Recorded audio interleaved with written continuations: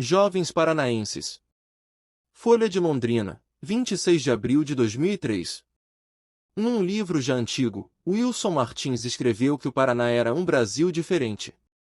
Tenho comprovado isso, repetidamente, desde que comecei a dar aulas neste estado, 2 ou 3 anos atrás. Os brasileiros de hoje são tagarelas e preguiçosos, não estudam nada e opinam sobre tudo. Os estudantes paranaenses são notavelmente mais humildes e interessados em aprender. A importância da humildade no aprendizado já era enfatizada, na Idade Média, por Hugo de São Vítor, um dos maiores educadores de todos os tempos. Humildade significa, no fundo, apenas senso do real. O culto universal da juventude obscureceu essa verdade óbvia a ponto de que todo mundo já acha natural esperar que, aos 15 ou 18 anos, um sujeito tenha opiniões sobre todas as coisas, e miraculosamente, elas estejam mais certas que as de seus pais e avós. O resultado dessa crença generalizada é desastroso. Todos os movimentos totalitários e genocidas dos últimos séculos, comunismo, nazismo, fascismo, radicalismo islâmico etc., foram criações de jovens, e sua militância foi colhida maciçamente nas universidades.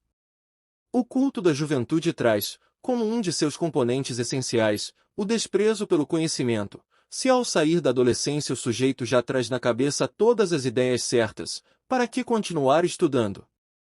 No Brasil, esse preconceito arraigou-se tão fundo, que já parece impossível extirpá-lo. O efeito disso é que milhões de jovens, incapacitados para perceber as mais óbvias realidades, se creem investidos do direito divino de julgar todas as coisas, homens e fatos. Além do conhecimento, falta-lhes às vezes até aquele mínimo de integração da consciência, sem o qual um sujeito não pode sequer argumentar de maneira razoável.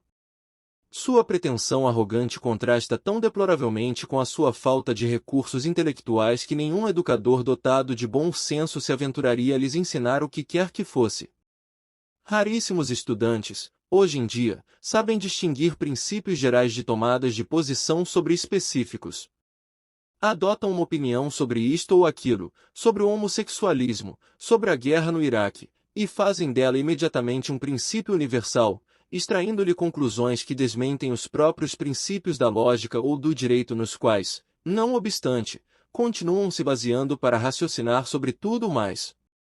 A autodeterminação dos povos, por exemplo, é usada para justificar a soberania de Saddam Hussein, ao mesmo tempo que se deixa de aplicá-la à minoria curda, sendo quase impossível mostrar ao falante que há aí uma contradição.